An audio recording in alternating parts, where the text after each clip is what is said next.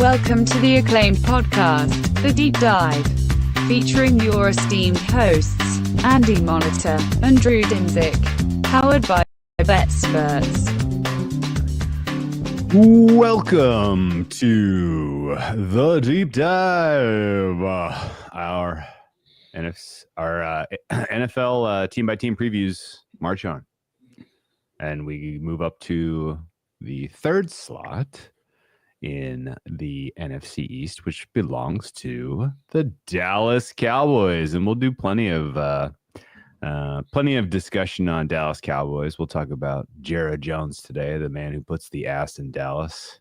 And we'll talk about just in general, like, what is a reasonable expectation for this team anymore?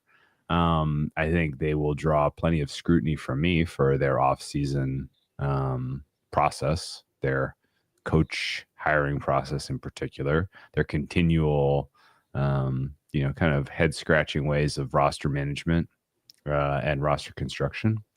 I'm kind of interested to see where you land on these guys for a fair rating. I don't know for sure that we're going to agree. Certainly not as strongly as we agreed yesterday with the Gigantes, but I'm fascinated for this one. Yeah, it's a weird one for sure. I think similarities, though, when I started looking at them, it's a better Giants team. Like, they have a lot of the same problems. Obviously, the biggest difference is they have a legitimate quarterback when he's healthy. And yes, again, we are brought to you this year by the Circa Survivor and Circa $1,000,007 contests. Sign up in Nevada with us, maybe. Who knows? Come out in August. I just booked a part of my room, part of my trip. It is not hyperbole. It is not hyperbole to say this is the best professional handicapping contest on earth. On the whole biggest prize pool, biggest guaranteed prize, professional stakes. This is a big deal. And I'll be participating again, and you should too. 100%. We'll get to it a little later. We'll talk about where we would possibly use Dallas if we were doing a Survivor, which I lean more towards the millions thing because, God, Survivor is just, man, I have like this lack of risk tolerance when it comes to big swings, I think. Yeah, sure. I get like nervous thinking about getting too far in the Survivor. Yeah, because you can imagine like the people who are down towards the end and just on one game, and you can always hedge, I suppose. But can you nowadays? A little bit. Not with the way taxes work, or I don't know what the fucking that is. Who knows what the that is? But like that was the first thing that popped in my head as I was reviewing the taxing. I was like, oh my God, this could set up just a true utter nightmare for trying to hedge out of a $1 million position. Yeah. Is she a senator? Either way, a legislator from Nevada is working on something to fix that because it's bad. And truthfully, I don't think anybody who was like pushing for the big beautiful bill was like, this is what we want really bad. The right was like, yeah, we defunded Planned Parenthood. They didn't care about the gambling stuff. Like, I'm not sure how that ended up in there because it was like a 1,000,000-page bill. Either way, let's not dive into politics at all. But yeah, Dina is fixing things. Don't worry, guys. We'll fix it before the calendar year is over. And yeah, head out to Nevada anyway. Sign up. I'll be out there August 13th through the 23rd, which is too long to be in Vegas. I'll be doing several of these shows from probably a hotel room, or I don't know. I'd love to do them outdoors. I don't think my laptop can handle an hour. We'll definitely do one live one there. Oh, it'll be the best. It'll be the best team of whatever kind of in the best window. Usually we structure these in a way that the more dramatic divisions, the more interesting ones, the ones where there's a little bit of uncertainty come later in the process so that we have some, we're not just, well, who knows if he's going to show up or who's going to win the quarterback job. We don't want to really be speculating on that now. But we'll be doing a live show over there the Thursday of that contest week. So I'm heading out Thursday and heading home Saturday. Patrick says the Rhino has excellent Wi-Fi. I'll just assume that's some shared it's like a workspace. WeWork I've never heard place. of the Rhino. Yeah, I'll just assume. The Dallas Cowboys. WeWork Rhino. The WeWork Rhino. The Dallas Cowboys. What can we say about the Dallas Cowboys that hasn't been said about the Dallas Cowboys every year for 20 years? I don't know. How does it go wrong this year? All the hope in the world. A lot of off-season championships for this team over the last couple decades. Have there been many? I mean, just we've had high hopes for this team. Maybe not in the last couple years, but before that, I think there was some pretty good rosters. There was a pretty good offensive line not too long ago. There's been some really good defensive players. We've had some star wide receivers. We had the quarterback figured out a few times, and it never come all together. And truthfully, it's kind of where I'm at this year. If you look at last year, I think you can lay a lot of it on quickly on the injury stuff. Like, hey, everybody got hurt. What are we going to do? We lost our quarterback. We lost Diggs. We lost Bland. We lost Lawrence.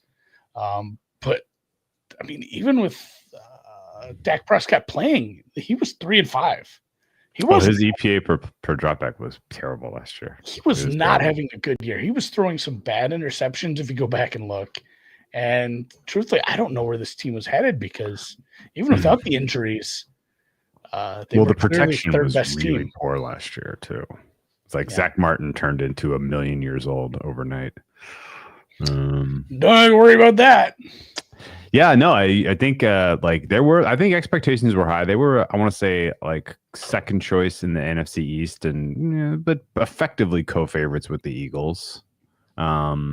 The prior season, they way overachieved in terms of expected wins and what their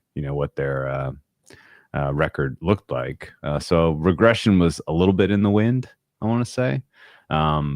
But the bigger statement about the Cowboys, I feel like preseason last year was stars and scrubs. And if your stars get hurt, then you're playing a lot of scrubs. And their stars got hurt, and they played a lot of really bad players who don't belong on NFL rosters. And ultimately, they lost 1,000,000 games in a row. They hosted the, as always, they suck all the air out of the room because this is America's team. Blah blah blah. They hosted an extremely unmemorable Thanksgiving Day game. Don't look at the schedule, Andy. Tell me who they hosted and what the outcome. Wasn't that the Giants game? It was the Tommy Giblets game. Yeah, Giants. Tommy Giblets. Who started Cooper Rush? Yeah. Was it Rush? Was it?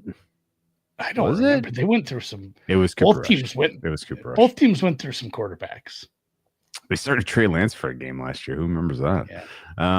No, it was. Cooper Rush. I think if you do go Tommy Giblets game, you go back and look at the schedule. I mean, you can look at the losses and you can look at the end of the year and how bad the run defense was and how bad everything was going and the fact they're starting, third string quarterbacks essentially.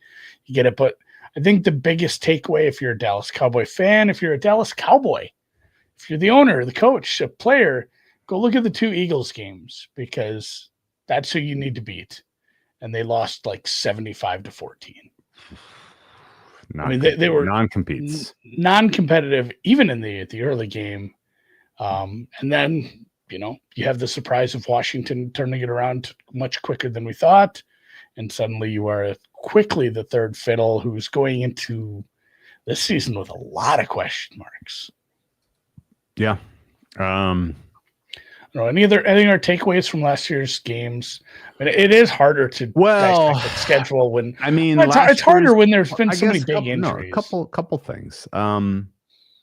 They kept the world with bated breath. Are they going to sign Dak to an extension? Are they going to sign CeeDee Lamb? They did that stupid brinksmanship thing where they waited till the absolute death to get those guys in 11th hour. And I don't know that helped their preseason really at all. They also did the stupid thing where they brought Mike McCarthy back in his stupid face, expecting that this was going to be the year he took a step forward and did a better job of coaching in the playoffs, I guess.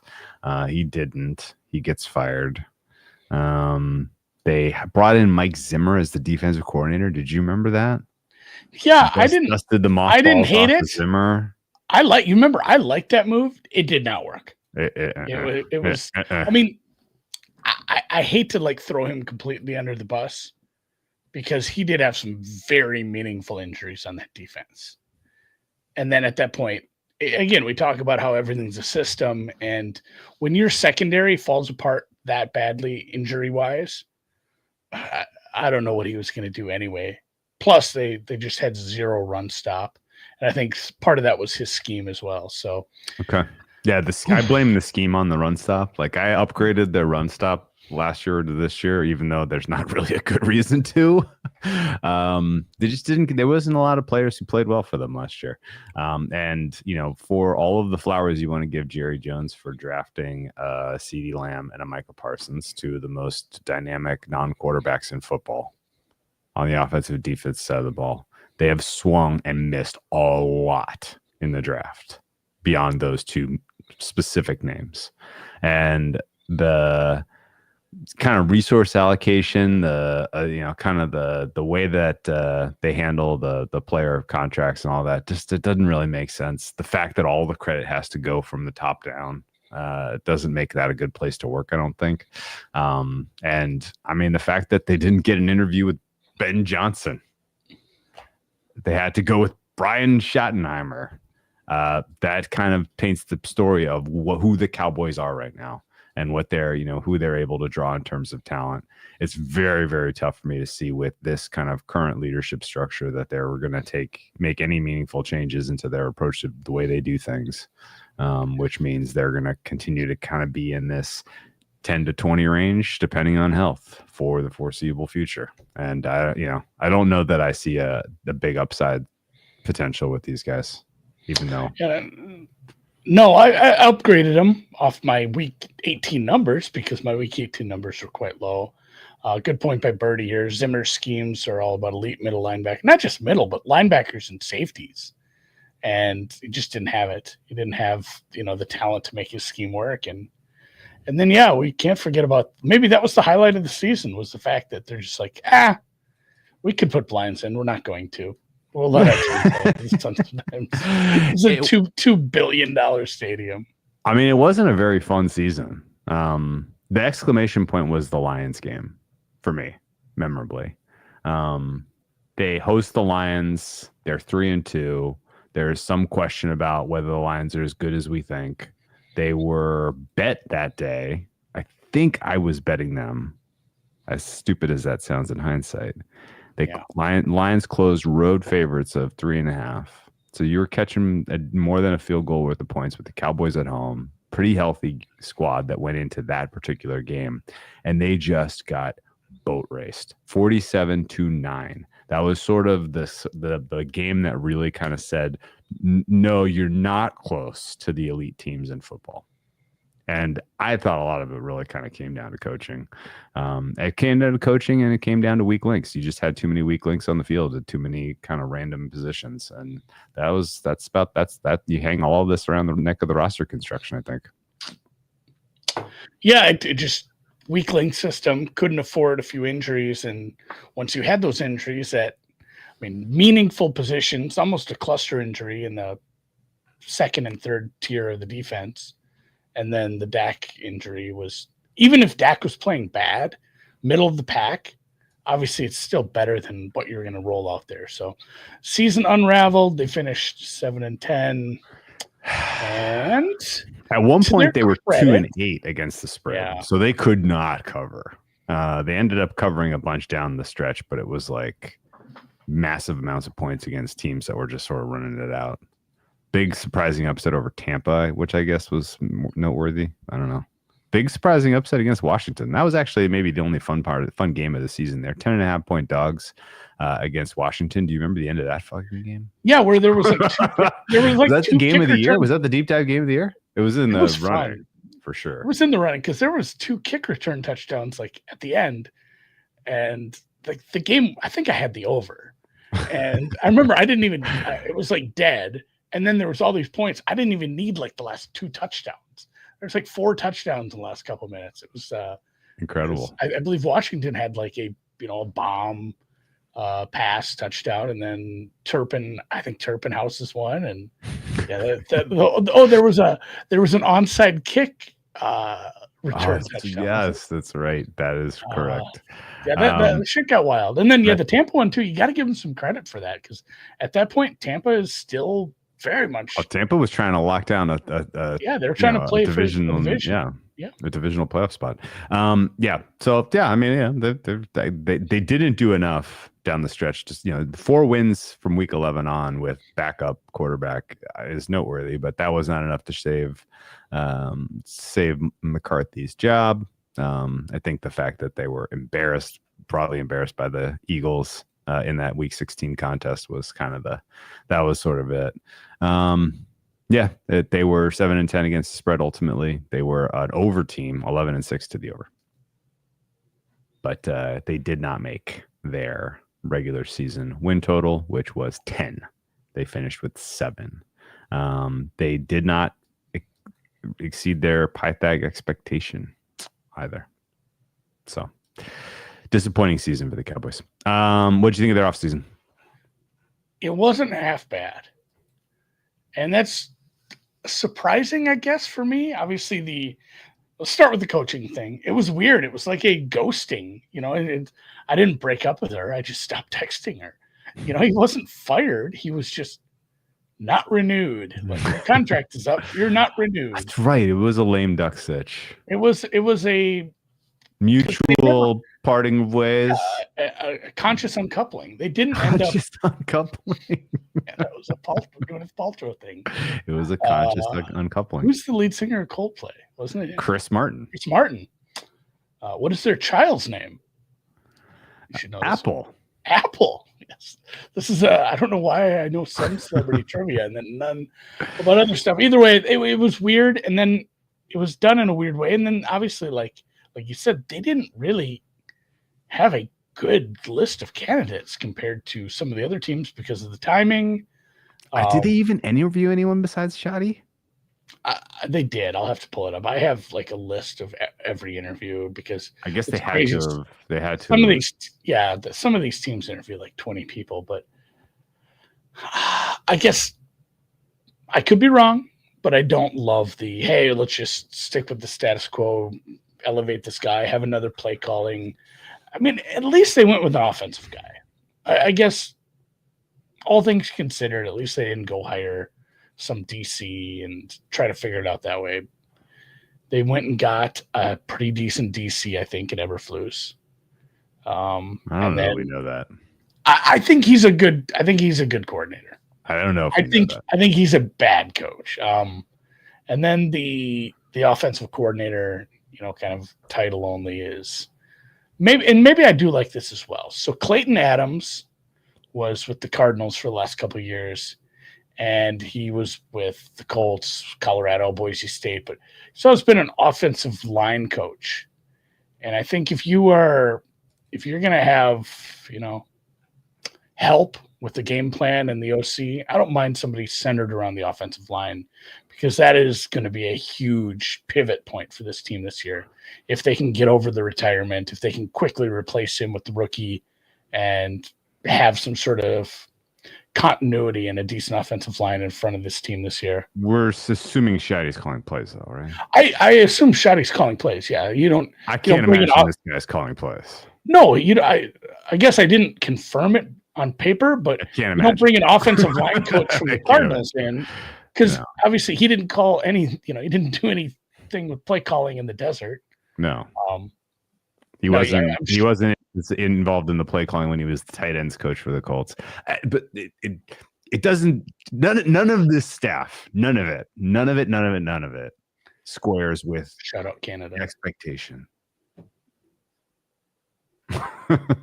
Yeah. No, that's why I started with that. I like the offseason aside from that. Yeah.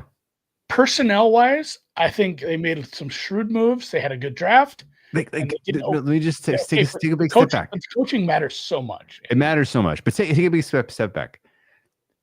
like, doesn't it feel kind of like a Mickey Mouse operation if you're just going to elevate the offensive coordinator who didn't really do much for a couple of years to call plays, and you're going to have him bring in an offensive line coach to be the offensive coordinator who's never been an offensive coordinator before, and you're going to recycle a defensive coordinator for the NFC North for the second straight year and just hope that this guy is better than the last guy that you brought back in as a retread? Like, it feels Mickey Mouse. This doesn't feel like, America's team, most valuable franchise in sports kind of shit. Like it doesn't. I don't mind the hire of the OC, because I think when you have a play calling head coach, this feels Mickey you bring in an OC to focus on something else. Like, he's going to help with the game plan, but at that point, you don't want some guy has called plays before. I don't think, and then you don't get to here. You don't get to do that. You got to figure out something else, and that's where it's fine. It's just like, find something you really want to work on the offense, and bring in an OC that is essentially like another offensive line coach. Now you just have 2 offensive line coaches to fix that, because you got to fill that position with somebody, because that person isn't really an offensive coordinator. That's just a title. I think they blew it. They blew an opportunity to make a marriage happen with Sean Payton. That was the way that they would have kind of reclaimed relevance. For 15 years, we always thought that was just going to happen. I know, they missed their chance. Like, that was their chance. You bring in a serious, you pay the price, you pay a guy who is a serious coach to run an operation, and they missed their chance to do it. And instead, they're doing this. This doesn't look like a professional staff to me. I'm sorry. And to Sam's point here, it was, with some pretty shitty names at times, it was a pretty well-performing offensive line and a good run game in Arizona. It doesn't feel like it if you just go look at the results from Arizona, but the metrics for pass blocking, run blocking, running the last couple of years when he ran the offensive line were good. That said, Dallas went, and maybe the move I liked the least from a personal standpoint was, what was their only bright spot from last year? It was the running back. This guy can step in. Surprisingly, yeah. Dowdell. And then they just let him go and fill in with cheap garbage. No, the bright spot last year was CeeDee Lamb, who played through hellacious injuries. Well, I mean, that was the only guy kind of getting himself up off the mat week in, week out, I thought. Yeah. That guy's a dog, although he may have done permanently. He may have screwed himself out of a longer career doing that for no reason. I don't know, man. I didn't. I guess I didn't have the sense that the moves they made in the offseason, coaching process, roster construction, really speak to, like, our rivals just won the Super Bowl. Our other rivals just got a top 5 NFL franchise quarterback. Like, we need action now, right? Like, sit up and recognize that the division is cruising down the highway past you and has now created a gap. You need to do something about it.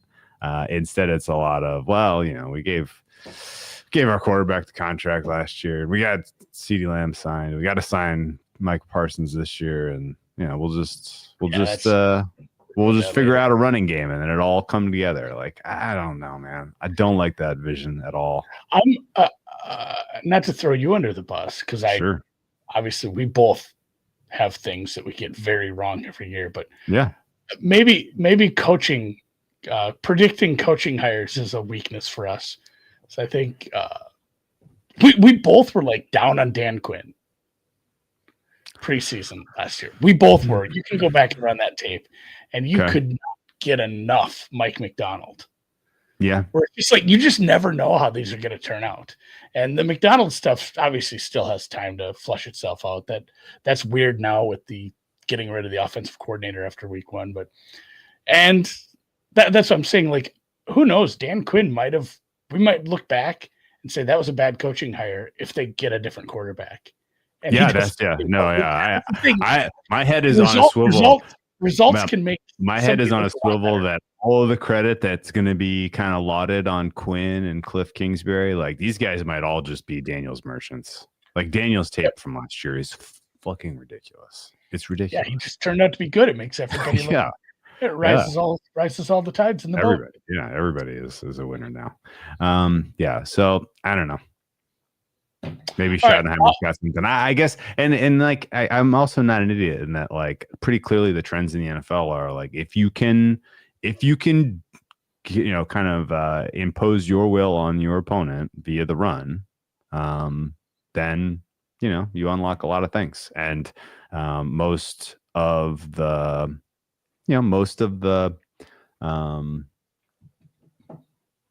kind of resurgence of the running game in the NFL, I would ascribe specifically to a reaction to the too high safeties, which is meant to stop the explosive passing, and so lighter boxes and more defensive backs on the field has created an incentive to get heavier personnel packages and get more out of your running game and create an advantage through higher efficiency running than we are used to seeing. And I'm more impressed by the likes of the Lions of the world and the Eagles of the world who use who use their advantage with the rushing attack to be more aggressive on 3rd and 4th down. And I don't know that that'll be the big surprise, right? If Schottenheimer turns out to be a guy who is like literally Ben Johnsoning and Sirianniing 3rd and 4th down to where he is getting more.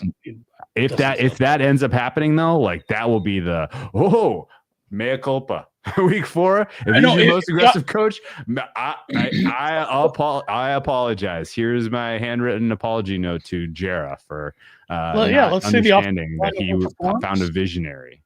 Yeah, the offensive line overperforms and the running game is good and they're aggressive. They have the talent to make the playoffs. This is going to definitely be one of the teams that's in the group of wouldn't surprise me if they're in the playoffs. Also wouldn't surprise me if they win 6 or 7 games again. Just because it's not an easy schedule. We'll get to that after 2 or 3 offseason. But I'm done with that. I mean, the Pickens move was, on paper, if that's the best you can do to get a wide receiver 2 to run with CeeDee Lamb, then okay. He's a wide receiver 1. I mean, he's a wide receiver 1 on a bunch of teams. I don't think that was a bad move. Obviously, he has a little bit of a attitude problem, though, right? Yeah, but he's Lamb's a slot guy. Yeah, so he's going to effectively be your wide receiver. So he's your number 1 guy on the outside. Yeah. So real quick, the losses: the Zach Martin, your right guard, retires. DeMarcus Lawrence goes to Seattle, and then Jordan Lewis, which he ended up playing more than I guess we thought maybe he would, signed with Jacksonville. And then, you lost Rico Dowdle too, which we'll talk about. But, you just go line by line, light item by light item. Zach Martin retires. They drafted a guard right off the bat. Said, Tyler Booker, you're starting because you have to. Like, they drafted him higher than people thought he was going to go. But I don't hate it because it's like, hey, here's a need. And good too. Yeah, he looks good. Here's the need. We're going to fill this in right away. He allowed one sack in 970 pass blocking snaps is what I had written down here at Bama. And then you lose DeMarcus Lawrence. So you get Dante Fowler, who was sneaky okay. And you drafted Donovan Ezeraku from Boston College, who you got him at pick 44, and a ton of mock drafts had him in the 20 through 32 range. A lot of times he was somebody who was borderline. And then you lose Jordan Lewis and you draft another kid that this was a first round talent who is a 24-year-old with a torn ACL in Siobhan Ravel, where he was somebody who was mocked in the first round. He's somebody it was very polarizing because it's like, yeah, but he's hurt. He didn't play. He tore his knee. Like, is he going to look good after that?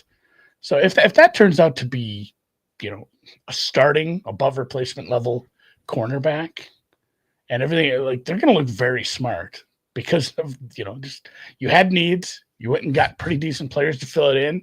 If 2 of the 3 of those hit and Dante Fowler plays well, I think it's a very successful offseason, again, with the addition of, like you said, Pickens And I mean, there's other names too, like Miles Sanders. Not excited about that at all. Paris Campbell, that's depth. Javonte Williams is another one where he was an injury guy. I think that was an ACL. That's I guess you do the same thing a lot of these other teams have done. Like, what if we just had 6 running backs and one of them hits? That'd be happy. Yeah. Osa or Digazua, that was another decent upfront move. I think they paid him quite a bit. I didn't realize like defensive tackles were starting to get paid that much, guys of his level, but he got a pretty big deal. They re-signed Turpin, which is probably a minor move, but he's probably the best kick returner in the league. So, I mean, you're keeping some of the positives from last year. You re-signed your punter. That's probably a minimal move compared to some of the other stuff, but he was a decent punter. And Kyer Elam, not a needle mover for me. That was like a you hope it's depth kind of thing. Maybe same thing with Kenneth Murray. Yeah, he couldn't cover Drew in open space right now. I honestly didn't like any of the defensive signings. Even Dante Fowler, he's not a player. He's not an every down guy. He had 10 sacks. He had 10 sacks last year. Yeah, specialist though. You're not solving your run stopping problem with this unit. The only defensive player who I thought really kind of gave a damn last year and ultimately got badly injured was Overshawn. Do you have any you reading the tea leaves on whether he'll be available November? Like they're saying mid. I mean, he tore every ACL, MCL, PCL, Pacific Coast League, everything. I mean, his knee was a junkyard. They're saying mid season, but maybe more likely November. They brought in Jack Sanborn on a 1-year deal. He's someone that's played with Eberflus before. Sure, that's fair. He's kind of a fill-in because Overshawn, yeah. So here's the take on the injury. What's Dak's going to play. Dak's going to be fine to start the season. Hamstring surgery went fine. Sure. It sounds like this Ravel kid is probably going to be PUP during camp, but probably gets to the season starts. And then same with Diggs. Okay. Diggs, they seem likely to be ready for the beginning of the season, which is good. The bad one is the Overshown one. That is middle of the year at best. Okay. We didn't even mention Joe Milton. Jeez. Usually when you're at this stage of camp and you have this big of a depth chart, right? You can look at it and say, okay, well, there's some holes. But if these guys takes the step forward and this gamble works out, and then all of a sudden it looks pretty complete, right? This depth chart you look at, it is Swiss cheese, man. Like the holes are just there. There's one there. There's one there. Like even the offensive line, which they're rebuilding around. Like, congratulations, you might have the best guard tandem in football, but the other 3 guys, I don't know, man. I don't know that I feel like you have got the center or tackle situation figured out. Tackle on either side figured out. Terrence Steele is still very much a work in progress in my mind. So I don't know, man. It's a lot of Tylers. A lot of Tylers. Tyler Smith, Tyler Guyton, Tyler Booker. Yeah, 3, and then Terrence. Tyler, Terrence.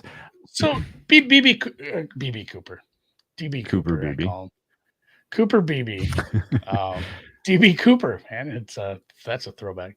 He was a rookie last year. He started. He was a rookie, games. So yeah, it's hard to be like, this is what you're going to get from him for the rest of the year. He gets a replacement grade for me out of a rookie. Yeah, honestly, same with Guyton. Guyton is, second year. So it's very young. I have a negative grade on Guyton, but a lot of that is availability problem. He only started 11. He played in 15. I don't know what happened really there. He still to me looks more like a work in progress. Steele is less of a work in progress, but I think we kind of know what he is. Guy's 27.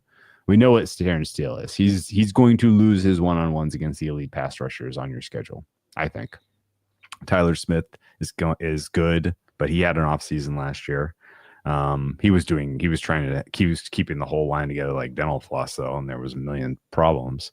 I mean, Booker's going to need to have like a wow campaign as a rookie, I think, for this unit as a group to be a standout run blocking, pass blocking, edge setting type of group. It's weird. It's built from the middle. It's much stronger on the inside, especially if the rookie works out. Yeah, you need both tackles to step up. And to your point, I don't think there's some untapped potential in Terrence Steele for him to become like, oh, suddenly you have an elite right tackle. Yeah, I think you kind of set on, if you see some steps up from the young men, it's an above average offensive line. I don't think it can be great. That said, you have this offensive line coach. Maybe this is going to be the drum I bang, because it's funny now. This guy from Arizona, whose name I can't even remember. Clayton Adams. Clayton Adams. This is a Clayton Adams podcast at this point. Outside of that, like we already mentioned, you have CeeDee Lamb in the slot, who's elite. You have Pickens on the outside, and then from there it's slim Pickens. Dude, how the mighty have fallen fast. Ken Dorsey is a passing game specialist for these guys. Okay, that is a steep descent from nobody Buffalo ever OC gets for fired 2 in the years NFL. to Cleveland OC down to if you don't have a job there. in the NFL, it's because you don't want one. Like if you've ever had like an OC or higher, you can always get a job. Someone will always be like, "Oh, we'll make up a title for you." You're what was Salah's title in Green Bay? Just fucking head nutrition specialist. Didn't matter. They just made something up. Like he's a consultant. He's a consultant. He's in right. like Chief Vibes guy. Okay, so what? Let's look at their schedule a little, and then we'll go to ratings. Is this the new order of things? Yes. Let's talk schedule quick, and then we'll. Okay. The Cowboys got what I would qualify as a top 7 most difficult schedule in the NBA in terms of opponent and sequencing. NBA. What? You said in the NBA. Oh, my bad. In the NFL. It is the NFL, guys. It is a top 7 most difficult schedule in terms of strength of opponent and sequencing, from what I can tell you. That is not going to help affect a smashing quick turnaround. It is a bit favorable for them early in that they get Philly on banner night, which isn't ideal, but then you get extra rest to prepare for your week 2 campaign against the Giants. And then you get Chicago before Chicago has really figured everything out, presumably under the new regime. So there's a world where you're 2-1. And then your next stretch of games includes home games against your difficult competition in Green Bay and Washington, and road games against your easy competition in the Jets and the Carolina Panthers. So I'm prepared to kind of close the book on them at Halloween and through 8 games, expecting something like 4-4 or 5-3 would not be crazy. Does it seem reasonable? Yeah, I can live with that.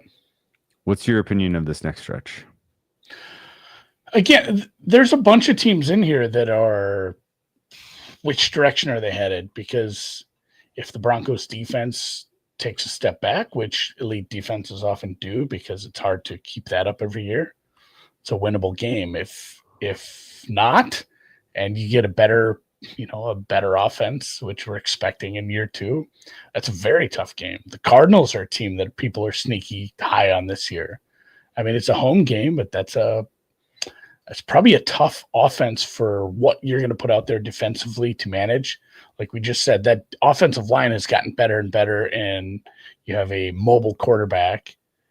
And if the secondary is weak and the linebacker core is weak, I guess their tight end just has 1,000 yards against you that night, and you can absolutely lose that game at home. I don't believe in the Raiders this year. Okay. I think that's a winnable road game, which you should be favored in. But then As I mentioned this off air to Drew when I was doing my Dallas research, I pulled some articles up yesterday.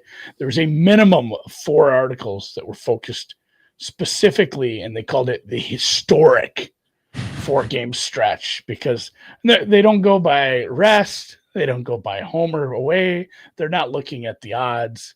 They're just looking at win percentage against. But it is tough. Eagles, Chiefs, Lions, Vikings in a row, which, later in the season, the odds say one of those quarterbacks might not even be playing. Odds say JJ McCarthy might suck. Rookie new quarterbacks don't always just suddenly gel. Obviously, you got KOC there, and that's a big advantage for him. But I mean, maybe one of those games isn't as tough as we think it might be, especially if the Lions take a step back with the new, the new coaching staff. But it's still nasty. And then it goes Chargers, Commanders, Giants, and that Giants Cowboys game. But what are the odds that's meaningless for both sides? I mean, 70%. I was going to go closer to 90. It's not small. It's not a small number. Okay. That is funny. Okay. I didn't understand exactly what you were saying, but just last year's win percentages for those 4 teams is insane, because Minnesota and Detroit only lost 2 games. KC lost 2 and Philly lost 3 or something. That's what they're going by. All right. No mention of 3 of them are at home, no other context, right? No other context. Okay. All right. Yeah. Well, and to their point, it's still a hard stretch.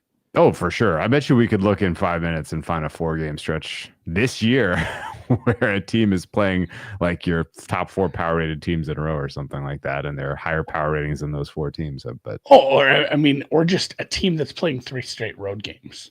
Yeah, right. That's how you lose to a shitty team, is be on the road for 3 weeks in a row. Yeah. Okay. So in terms of utilizing Dallas in a survivor type of a pool, or betting against them in a survivor type of pool, Circa Survivor, which has the largest guaranteed prize pool in all of football contests that I've ever heard of. If you use them, I think you are probably a must use early. I don't think you're saving this team because of the stars and scrubs component, to where if you circled, let's say you're like Andy and you can't wait to play Dallas at Vegas after coming off their bye. That's where you want to use them. I don't think you can count on the likes of the, superstars that carry this team to be for sure available in that spot. So, if you're using them, I would use them early. Do you agree with that? Yeah, I hate using them on the road, but at a certain point, I think if you're using them early, it is you use them at home versus the Giants in week 2, or if you are wanting to wait and see, like we said, Overshawn could be back, and we could know how bad the Raiders are by week, whatever week that is, November 17th. Mm-hmm. That's right. It sucks using a road team, especially going into a indoor stadium like that with a raucous crowd. But the Raiders might legitimately suck ass this year. Yeah, it's possible. It's a boat I'm floating out there. Okay. All right. So I still contend use them while they have their horses. And a nice spot, actually, week 2 against the Giants team that's going to have had 3 days less rest and may not have their offensive line situation figured out against. And your strength is your pass rush, although you may not have your offensive line situation figured out yet. So that total might be about 10 points too high. Yeah, and I mean, just looking at the schedule, your other options are the Bills will be favored, but they'll be at the Jets. Mm-hmm. The 49ers at the Saints, which should be heavy favorites, but again, a road spot for them. Lions hosting the Bears, I guess. Niners is going to be 60 to 70% of the pool is going to take Niners against the Saints, I think. Vikings hosting the Falcons is probably in the mix. Eagles Chiefs. I bet nobody uses that one. Jesus. What do you mean? We saw that. We just saw that. That was the most lopsided outcome of the entire season. Ravens hosting the Browns week 2. That's usable, That's but a usable one, yeah. but also the in Ravens. division though. Yeah, it's an in-division game, and the Ravens love They love to screw that lose an one up. early game. They have no business. They love They lost to that the particular Raiders. matchup. Yes. They love to screw that one up. Okay. All right. And I mean, just any other thoughts on off-season stuff? I don't really. I'm just disappointed because like with the Eagles and the Commanders having so much juice right now, like I just wish the Cowboys had more juice. They're going to be on TV all the freaking said time. That, and I kind of they have disagreed with you. 1, 2, 3, 4, 5, 6, 7, 8 standalone games, man. So I agree, but I disagree. And part of it is just like, what did you want them to do outside of a way better coaching hire? Like, what was the move in the offseason that would have been like, oh, that everything's solved? Like, this is going to be a team that's absolutely they're competing with these other teams, because I'm not sure they were just 1 or 2 moves away from that anyway. I think this team's area they're living in is, we're going to try to get a wild card, man. Yeah. Okay. I just don't know. I agree with it. The coaching hire could have been much better, but I'm not sure there was like a lot more they could have done roster-wise. I guess you're right. Yeah, you're right. And part of that is because they did such a poor job with the roster the last few years. You can't fix it all at once. Yeah. And the injury stuff sucks too. I just don't know what the plan was for them ever. I don't know what the plan is going forward. And it'll be interesting if they have a really, really bad season, what the temperature's like with this Schottenheimer hire. I don't understand why they gave McCarthy as much rope as they did. That makes me think they're just going to give Schottenheimer a couple years to try to figure it out before they ultimately decide it's not working. If it's not working, but he might have just enough success in year 2 to be like, well, we're on the right path, therefore we're sticking with it for a third. Like that. I'm not of the opinion that this is a one and done type of deal. Just because that's not the signal you've gotten from the front office there really at all. And yeah, you're right. I mean, what else could they have done? I mean, if they had made some splashy trades and gotten another, kind of premier defensive player to pair with Parsons through his prime, I probably would have been a little more excited. But they don't really necessarily have the room for that. I don't know. It's you're right. The holes. They're Swiss cheese. There's too many holes. And they didn't they needed to have better draft and development, and maybe that was really the criticism of the McCarthy regime, which is that they had a lot of guys that they could have coached up who got them real game time experience last year, but none of those guys, to me at least, got good enough by the end of the season that you can expect them to continue to take a step forward this year. So a little bit of a talent. I mean, we were talking McCarthy hot seat in like his second year. It was 3 years ago, and they did give him a lot of leeway for it looks like a 1-3 playoff record. They had that one wild card win against Tampa Bay in 2022. No playoffs last year. Bad loss to Green Bay the year before.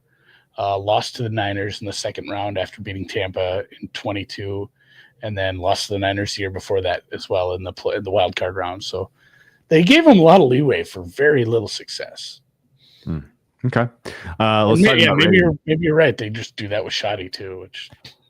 Let's talk about the rating. So the good news for the quarterback situation is that you have a top 12 guy in a 32 team league. The bad news is you're compensating him to the highest cap hit in all of football.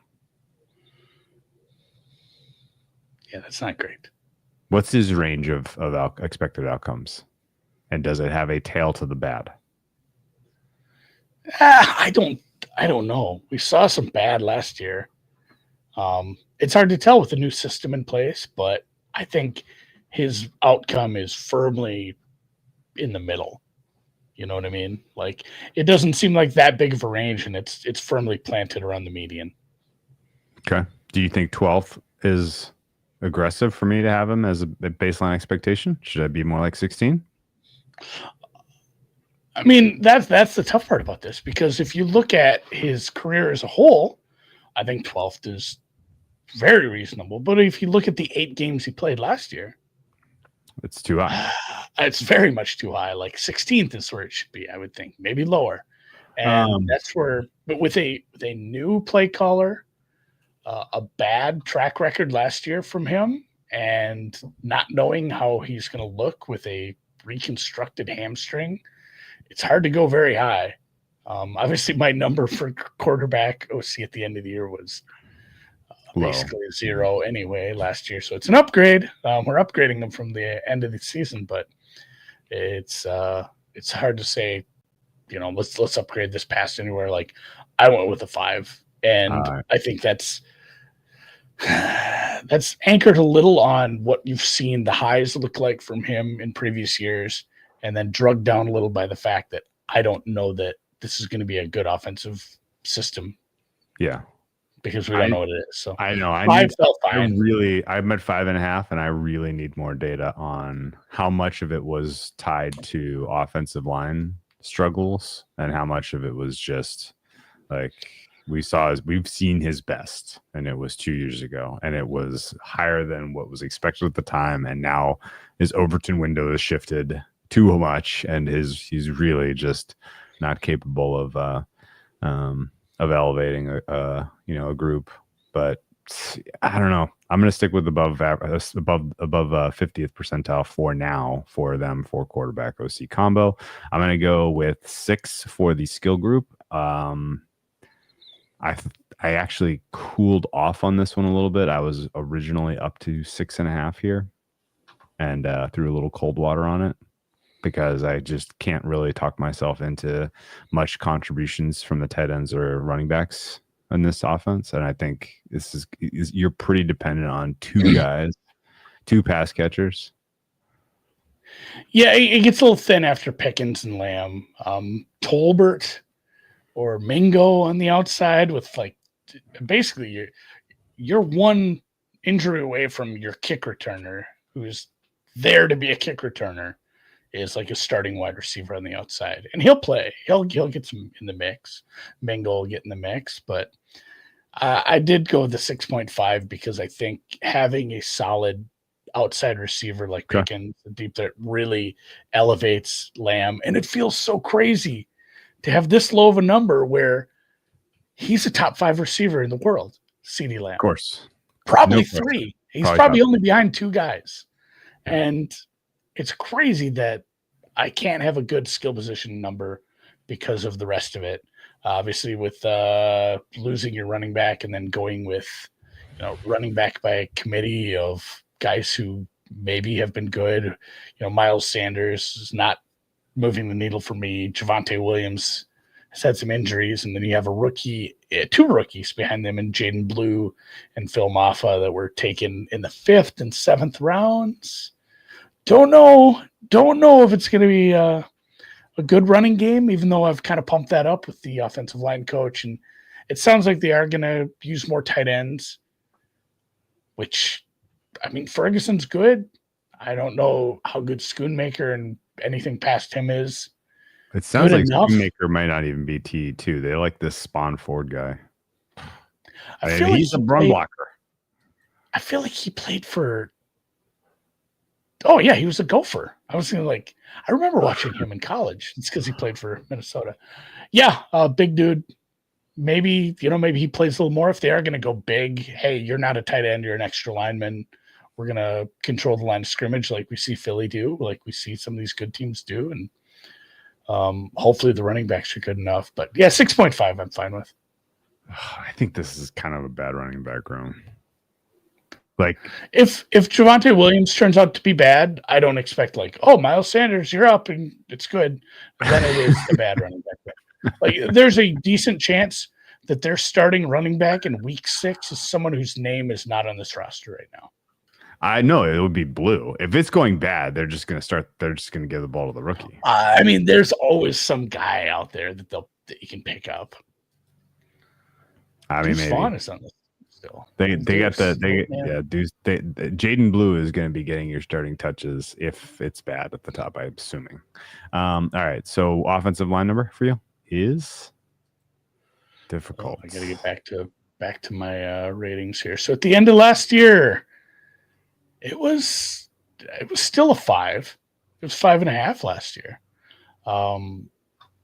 Don't know. It's a 4.5. 4.5 for me. I lowered it from the end because you retired a Hall of Famer and you're replacing with a rookie who, despite everything positive we said about him, is still a rookie. You have bad tackles, and you have hopefully a center who is getting better than he was last year because it was his rookie year.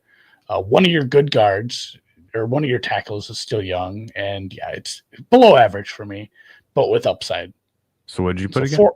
4.5. 4.5. Okay. You were very negative on them. Well, I've vacillated between. Well, they have talented pieces, and they have the right spot. Hopefully, a coach who can get the best out of them. But I'm at. I went back and forth between 3.5 and 4 here. I landed on 4. And I feel like I'm being a little generous to them. And there's a world where, a couple weeks into the season, maybe even after the Giants game, we see what they do against, they see how they protect against an elite unit. And I might be like, wow, I was way too tough. It should be 6.5. Like that's probably the cap of where I could see myself going with these guys this year. But right now they're kind of in that like 22nd, 23rd best overall unit in the NFL as rostered.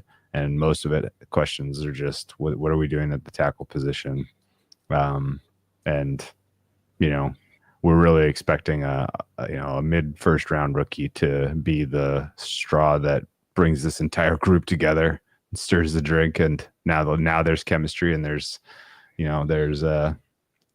excellence. That's a tough sell. Yeah. So even with me being higher in a couple spots, it's still the 16th ranked offense. All right, I'm at 18th. Defensive side of the ball, I am still killing them for their run stop. I was at a 1 out of 10. If you guys aren't following along, these are last 0 through 10 percentile rankings, essentially. But yeah, last year I was at a 1 on run stop. With some health, I think it'll be better. But Overshawn's out, like I said, for a while. Like 2.5. I went with 2.25 because I'm allowed to do quarter points. I don't care. I did whatever I want last year. I did 2.5, and this is largely the best I can do, giving credit to Eberflus that he's gonna have something. This is like if the scheme is better and some of these moves inside help. Osa helps. Maybe just having some healthy corners out there helps. It could get better, but it's still one of the worst in the leagues. I don't see how it fixes itself to even league average, even at the end of the year. Yeah. Okay.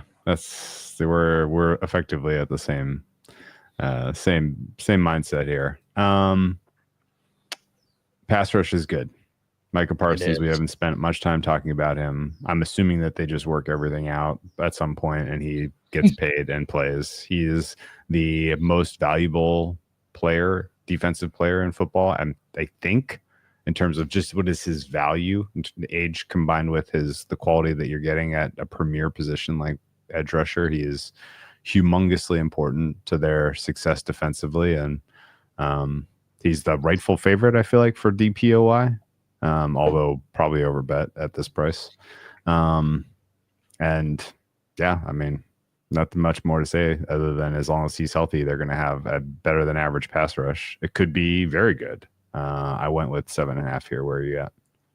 Yeah, like the Osa Digizua signing, he had 60 pressures last year.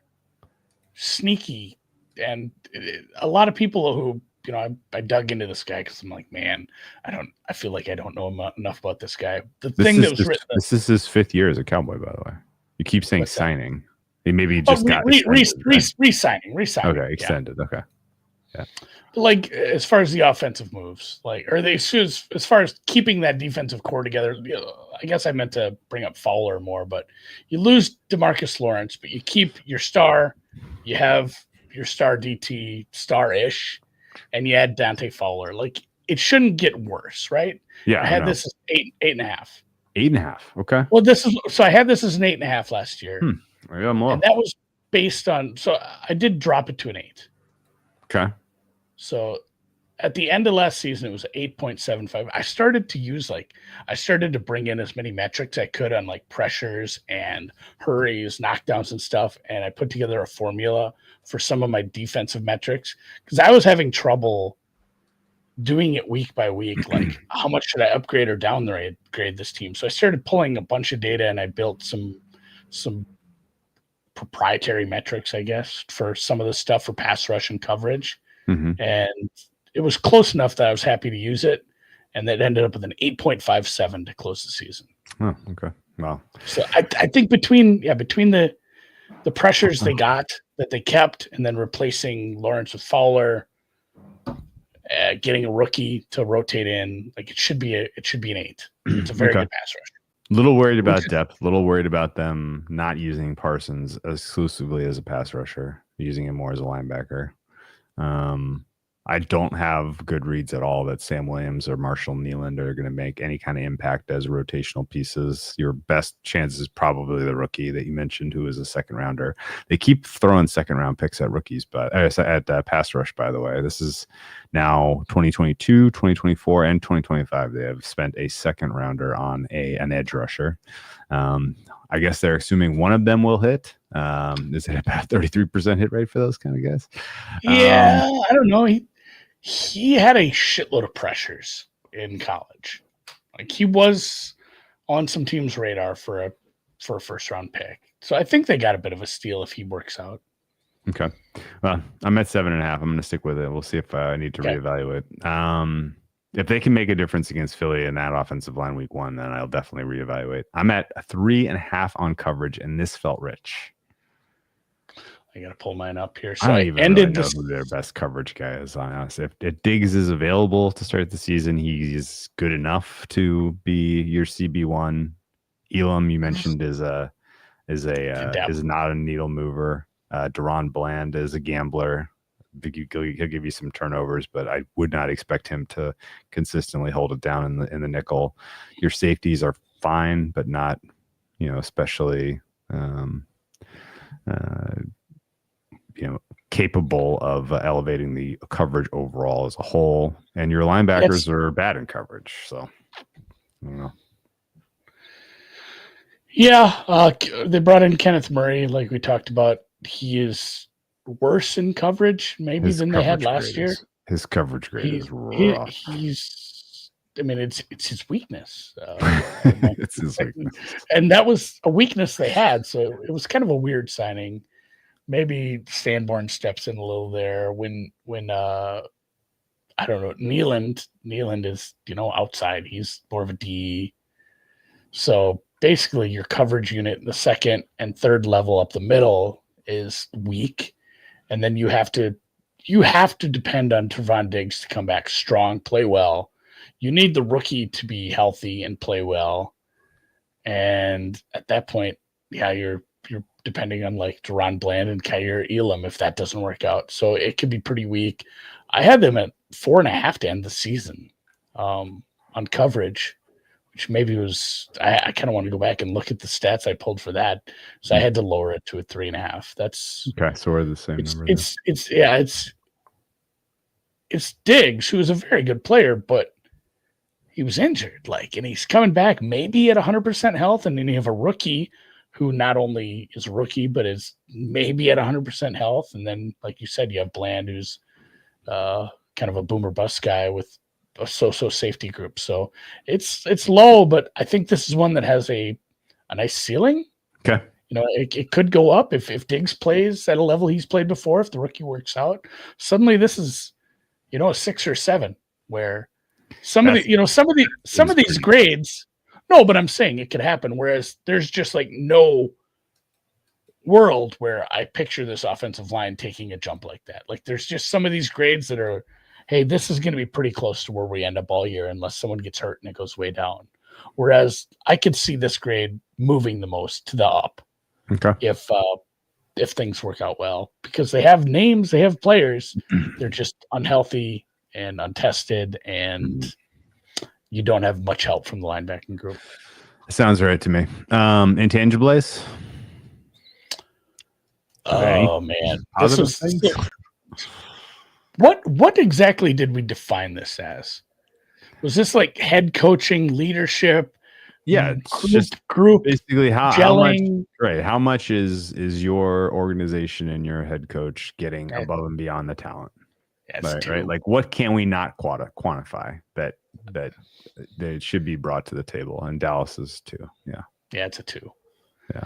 Yeah, we had Like, Detroit's hey, like same thing as 9. like Pittsburgh's an 8. Detroit. Like, are you going to be aggressive going forward on 4th down? Are you going to, are you going to utilize the kind of analytics to your advantage in other situations? Right, you're going to go for 2 when you're down 14.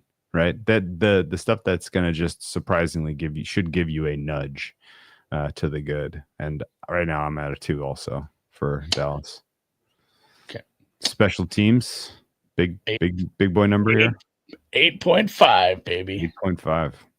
Wow. You got a good. This may be the best special teams. You got Best Brandon special Aubrey, teams. you got Brian Anger punting, and you got Kevontae Turpin bringing them back. Like, Cool. you don't have a weakness here. Okay. That is a very small part of your rating, though. So Okay. My overall power number for the Dallas Cowboys is a 0.0. I'm smack. I'm a little higher than you than that. What are you? I was a 0.03. Well, now I got to go out to the second decimal. Oh my goodness. I'm at 0.000. They are the median. Okay. Wow. You are the average American. 2.3 children, 1.2 cars in your 2-car garage. You are the average Dallas Cowboys. If they find a way to go 8, we're gonna have to clip this. If they find a way to go 8-1. Yeah. 8-win team. 8-1. Yeah. Dang. You didn't mention your defense, but I had them as the 18th. I was at the 15th. My defensive scores are a little all over the place right now. It was like I look at the overall distribution of defense at the end of the year last year, and I was basically like, whoa, there was like no good defenses. I have Philly as clearly the best. Minnesota and Denver are right there, and then a big gap. I had Houston, Denver pretty high. Philly number 1 with a bullet. Kansas City was ranked high for me. Green Bay was ranked high for me, but again, they weren't close to Philly. No. Houston was my 4. I think that same 4 is going to be weird my top because Houston was a top 5 defense, but they had like problems. Yeah, that's weird. There weren't a lot of great defenses at for the whole of the season, I believe. Yeah, that's kind of what my numbers maybe suggest. Just one. Yeah, maybe just one. All right. Well, final thoughts on odds here. We have a yes/no to make the playoffs. The Dallas Cowboys are plus 180 to make, minus 230 to miss. That VIG free price says the Cowboys are 33% chance to be playoff bound, 67% chance to be home in January. That is very, very correct sounding to me. Win total, please be 8.5. Please be 8.5. It is 7.5. Oh man. Juice to the over. Juice to the over. Minus 140 though. So be high on the Dallas Cowboys. Oh, what? I guess I expected 8.5. I guess I haven't run my numbers with their schedule. This being such a difficult schedule and them being a 0, they probably I'm probably gonna produce. Yeah. You take a power number and then you say it's a top 10, maybe even top 5 hardest schedule. Mm-hmm. Maybe they win 7 games, 7 to 10. That's kind of the range every year, guys. Yep. No interest at all in odds to win any awards. Probably not. Well, I could. Mike Parsons is very live. If the team is good, Schottenheimer could get Coach of the Year talk. Like if the offense clicks, sure. George Pickens has like 15 touchdowns. Like, oh man, really unlocked him. And Dak is playing well. Maybe it was Jerry's fault. Like, but I don't think the numbers can be big enough to be enticing on something like that. To win the East is plus 653. That's a stay away. To win the NFC, that's not happening. Plus 2, basically 23-1. To win the Super Bowl, the Cowboys are currently 45-1. It doesn't seem fair. Maybe I should park some Kelce money on the Cowboys to not win the Super Bowl. I made a bet on the Smashing Machine to be nominated for Best Picture next year. What is the Smashing I thought Machine? it's the new A24. It's about the like old school UFC with Dwayne. Oh, I encourage you to go watch the trailer for the Smashing Machine. It looks kind of good. It's almost unrecognizable Dwayne the Rock Johnson. Okay. We'll actually pause. We're actually going to pause the podcast here while Drew watches that. No. We'll come 2.5 minutes of We'll silence. talk about it on Fuck Around Friday. That's sounding good to you. That's true. All right. We'll see you guys. If you're listening to these right away and you just can't wait for the next one tomorrow, by Thursday with the Eagles. And then Friday, we'll go back to normal time, 9:30 in the morning Central. We'll do a F Around Friday. Emily Blunt in that movie, too. Wow. Always elevates a film.